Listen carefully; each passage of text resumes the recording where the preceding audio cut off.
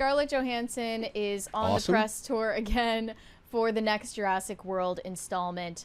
But Jurassic? She was in another Jurassic? Was she in another Jurassic? The upcoming one. She was not in any before this one. This is her first one. Yes. And in the process, like most movie press tours, they're asking her questions in interviews that have nothing to do with the movie. What do you think about the situation in the Gongo? Yeah, exactly. That type of thing.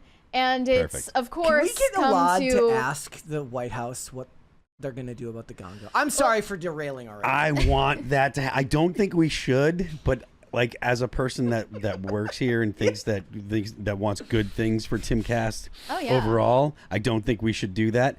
As a person that's an internet person, I want like that more than anything at all. Yes. Okay, I'm sorry for derailing. Literally ask President Trump what he thinks about the genocide in the Gongo. He would already know everything about it. He would be like, Barron's told him. Yes, it's been on my radar for quite some time. And Barron has working to address it. That would be We have a crisis party with Barron Trump. Okay, we have derailed heavy. Let's get back into it. That's worth derailing. Yeah. As things tend to go with actresses in Scarlett Johansson's age range and career establishment, they asked her questions about how she was objectified in Hollywood throughout her career. She says that after the breakout success of Sofia Coppola's 2003 Lost in Translation, Johansson was basically boxed into what she calls sex object roles for years. She says, after Lost in Translation, every role that I was offered for years was the girlfriend, the other woman, a sex object. I couldn't get out of that cycle. It sort of felt like, oh, I guess this is my identity now as an actor. There wasn't much I could do with that.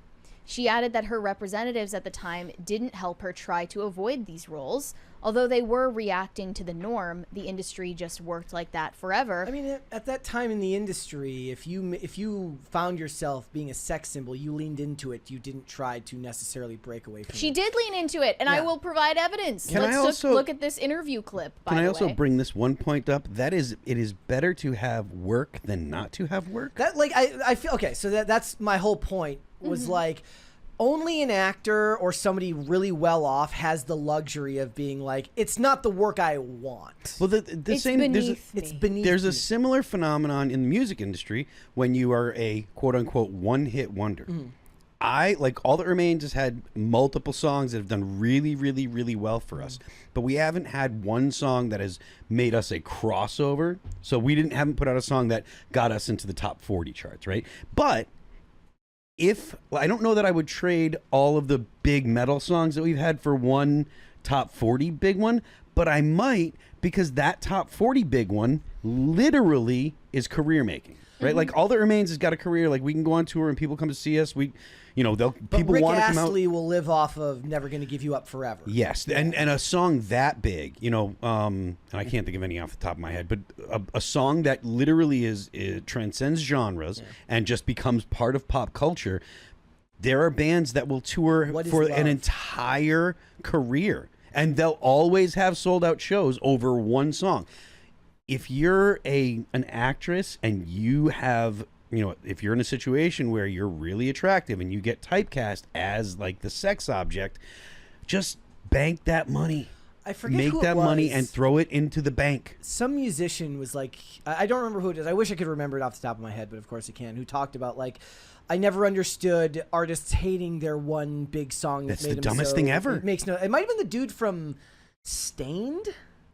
Maybe. I mean, I don't remember. But they were talking about, he's like, why would you, like, that gave you a career. Why would you hate that? And similarly for Scarlett Johansson, it's like, I get it. As artists, they don't want to be boxed in, but there's also a lack of perspective there, whereas most actors just want to be working. When people ask me, what's your favorite song to perform? I'm like, whatever one the fans want to hear the most. Not kidding around, because the most enjoyable time the most enjoyable performances I've ever done were the ones where the crowd's involved. Yeah. The crowd's a part of the show, where the kids are climbing over each other, the band's, the crowd's singing along louder than the PA. Like, that's what I'm in a band for. That's why I make music. So that way when we perform, people enjoy it. So whatever one they want to hear, if it's What If I Was Nothing, cool. If it's 2 weeks, awesome. If it's 6, cool. I don't care. It doesn't matter to me which one it is. It's whatever one the crowd loves, because that's why I'm there. What if it made you feel like a sex object, though? Well, I can get over a lot of things. Olivia Clare in the chat says somebody that I used to know is one. Yes, that was a very, go very TA. good song. Yeah. I do want to point out, though, that Scarlett Johansson had a hand in playing into that sex symbol perception. And I remember is this an infamous clip. moment from a 2006 interview on the red carpet at the Golden Globes, where she lets an interviewer grope her breasts. Ooh, wait, can I just want to feel it. Ooh, oh, that's totally working. Wow, I love that. Is he gay? Yeah. Is that his shtick? Yeah, well. They all said that she let him do that because he's gay. Yeah. And if she had been interviewed by a straight man, that wouldn't have happened. But still, the point still A stands. straight man would never have tried that. Yeah, of course. I mean, in Hollywood, I can't. I don't think guarantee that to anyone be should true. try that. I don't think you should put yourself in the situation where you're groping somebody. What about a woman? What? If a woman was like, "Oh, let me," I don't think anyone should be groping anybody. okay, should, but like, fine to be like should, but is it acceptable? I don't think don't it's think so? acceptable Okay. to grope someone that Okay. you're interviewing at an award Okay. show, honestly. All right, just want She clarity. went further in this interview saying, "You come into your sexuality and your desirability as a part of your growth, and it's exciting to blossom into yourself. You're wearing the clothes you want, expressing yourself. Then you suddenly turn around and you're like, wait, I feel like I'm being, I don't want to say exploited because it's such a severe word. That term is so heavy, but yeah, it was kind of an exploitation." I will give her this, that most of these, the way this interview is kind of reiterated, she seems pretty even keel about it. She doesn't seem like she's being overly accusatory. Even when she's talking about Bill Murray at the end of it, there's kind of there seems to be a sense of introspection. What did she in say what she's about saying. I Bill don't know. Murray? Basically, like he life came at him hard, and then after he had a movie canceled in 2022 because he kissed an actress through a mask. Because he was, We in still his don't words, know who it was. trying to be silly. That was what they said. Really, he's just 80 years old and has no sense of social decorum that's relevant to the 21st century. But you get what I'm saying. No, it was like a weird, like, comedy bit to him. Yes. Even though the cameras Yeah. weren't rolling. But the point is she doesn't come off as overly like whiny or accusatory in this. It seems more that she's being introspective about her career and maybe some regrets that she has about, I guess, some mind-bendingly deep roles that she could have gotten in 2008 if it wasn't for the fact that everybody just wanted to look at her chest. It's weird because she's saying, like, She I has a pretty leaned face, into too. it. I leaned into my sexuality and my desirability. And then I retroactively interpreted it as exploitation or something akin to exploitation, which almost sounds like her saying, I exploited myself. That That's feels more introspective accurate to the situation at hand than Hollywood exploited me Sounds because like- I chose the wrong roles. Sounds like the woman that went down on that Aziz guy. to me. Oh, Aziz yeah. Ansari, Aziz yeah. Ansari, yeah. Yeah. She went down on him, didn't like the fact that she went down on him, and then was like, hey, that was your fault. I mean, that was kind of the beginning of when bad It was dates over. started becoming the case for me too. I feel like that was also kind of when people were like, all right, this has gone too far. I was felt when like that people was one of the started- first examples. Maybe I'm wrong. Maybe that felt like That one was of the in first 2017 examples. that feels like when- came out. So it was in the midst of it all. It wasn't the beginning or the end. Mm-hmm. But, you know, she is right that that was just the way the industry worked back then, and it doesn't work that way anymore. A lot of people are still posting the meme about Harvey Weinstein saying, like, Say what you want. Bella Ramsey would never be a leading actress if Harvey Weinstein were still in power in Hollywood. The and Bella the point Ramsey being, memes have gotten out of control. Harvey Weinstein represents a person in Hollywood, not just himself, but the culture that used to exist in Hollywood where, you know, I guess you could say women were objectified, including another example of Rosamund Pike, who was a Bond girl opposite Pierce Brosnan in Die Another Day. What is Bella Ramsey's deal? Her deal? What do you mean, what's her deal? She's like, I mean, she's odd looking, but is that like she fills a Well, role? she was in Game of Thrones Yeah. as a kid, and I think that her look was right for that specific genre and that show. Okay. But I don't think that it makes sense to cast her as Ellie. Ellie in The Last of Us. because she looks nothing like that character. The memes have become out of pocket. What they Tim was sharing one. Tim shared one. They're great. Yeah. In a very mean way. My apologies. Well, it's true. Rosamund Pike recently did an interview where she talked about her audition process for Die Another Day. And she said that in the middle of this first meeting, she was asked to strip down to her underwear in front of the executives. She said, in the Bond audition, I was asked to unzip and drop the dress I was wearing and just stand there in my underwear. And I thought, well, no, I'll be doing that if I get the part. I won't be doing that now.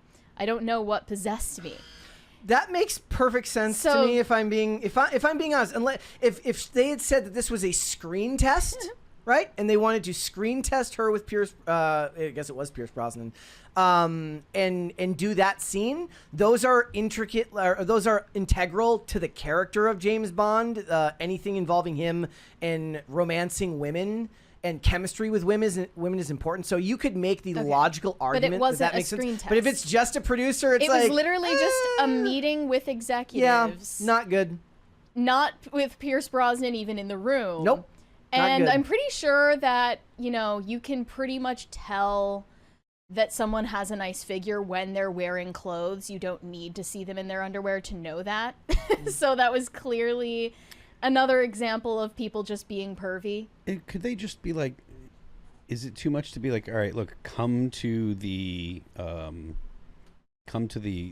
whatever the audition or whatever in like Lululemon, what are they called, the stretchy pants? Is that offensive? I don't think that's necessary, though. Okay. Like, you can tell that someone has a nice figure while they're wearing any normal clothes that aren't baggy. Like, it's not... You know what I mean? Like, you don't need to see someone in their underwear or close to it. So then why is asking measurements? Would asking measurements be wrong?